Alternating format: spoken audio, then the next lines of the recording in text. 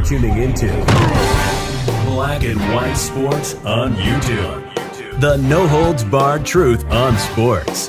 The main event starts. All right, Black and White Sports supporters. Well, you can never say never, and you would think you would never see the Chicago Bears leave Illinois and pull out of Chicago. Now, of course, the Arlington Heights thing, the suburb thing, has been a situation that's been out there for quite some time. I did a lot of videos on that over on Black and White Sports too. But now, of course, we know Indiana has not only entered the conversation, but they've now gotten funding to move forward on a new Bears stadium.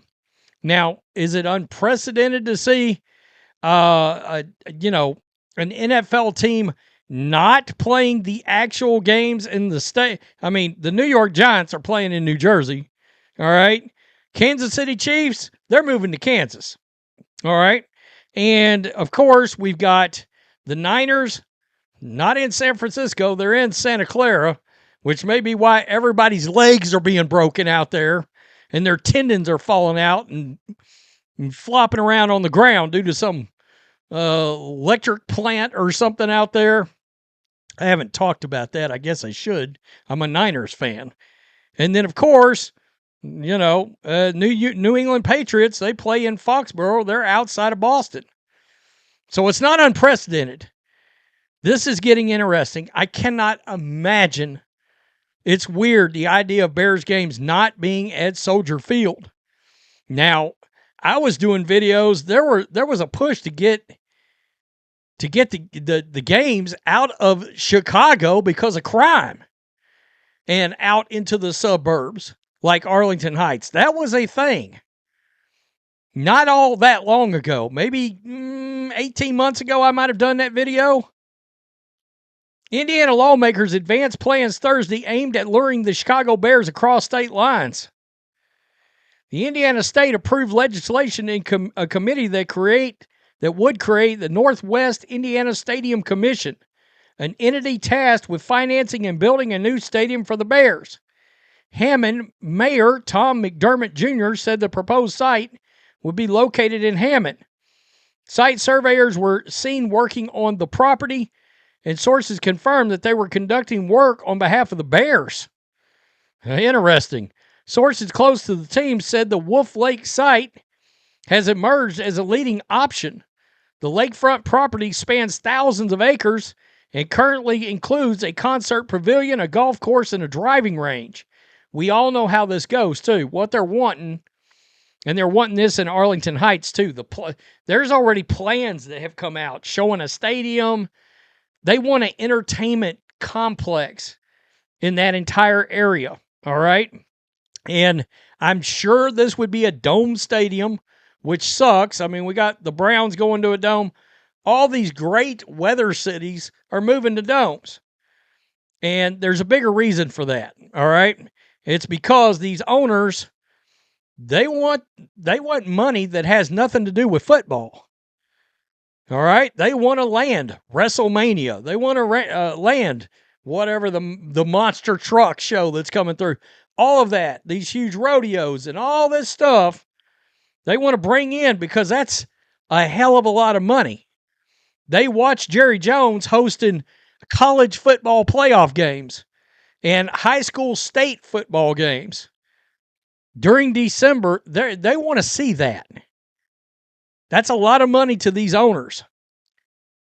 The site sits just steps from the Chicago border and is 22 miles from downtown Chicago. Indiana officials have indicated the state would contribute up to $1 billion towards a construction of the stadium, which would be owned by the state. McDermott said the Wolf Lake location offered several advantages compared to the Bears' proposed site in Arlington Heights.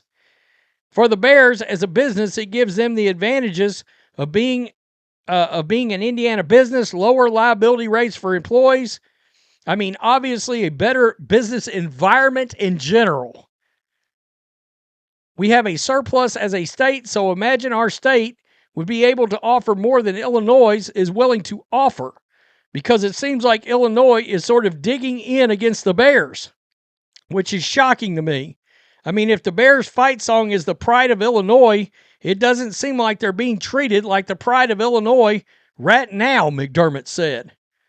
McDermott said a deal could be presented within weeks, increasing pressure on Illinois lawmakers to act on legislation that would allow negotiation over tax rates with local communities. And what happened in Kansas City was that the local taxpayers voted against the stadium in Jackson County, if I'm remembering correctly, in Missouri. And that was all she wrote. It was a wrap. Once they realized they wasn't going to get any funding for stadiums, it was over. And I know a lot of people want to get on their high horse about the local taxpayers, blah, blah, blah. I mean, the amount of money that comes into these areas for games is a lot of money for the area, for the citizens, and that comes by way of jobs, infrastructure, blah, blah, blah, blah, blah, blah, blah. All right. So having these obviously can be very valuable to a community. Senate Bill 27, which passed Thursday morning to a 12-0 vote, establishes the necessary funding for construction. Authored by State Senator Ryan Mishler and State Senator Chris Garden, the bill establishes, quote, the Northwest Indiana Stadium Authority for purposes of acquiring, financing certain facilities, sets the powers and duties of the Stadium Authority. It joins Indiana House Bill 1292 as legislation in hopes of attracting professional sports franchises to Northwest Indiana. Governor J.B. Pritzker made it clear he believes the team belongs in Chicago.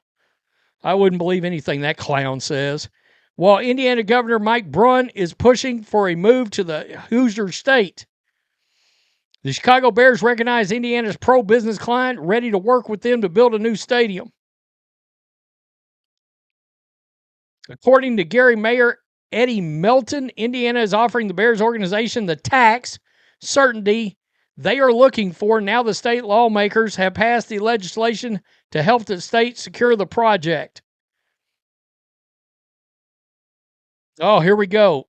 Gary Mayor Eddie Melton argued his city is transforming with historic reduction in violent crime for the first time in 50 years, an increase in population, which is something bringing new business investments and expansions to the city. So, very interesting, by the way, because Arlington Heights is lower in crime too than Chicago. But that tells you something right there. The crime dropped. Everybody started moving out to this place. Funny how that works. Just saying it. Just putting it out there. It's funny how that works. And of course, you notice a name that did not come up here at all? The total and complete clown buffoon that I have covered many times on Black and White Network when we used to do our Chicago Crime Mondays. Hosted by yours truly, Brandon Johnson. Nowhere to be seen. Of course, it might help capitalism and business. Can't have that. Can't do it. Nothing to see here. Please move along. We need ice out.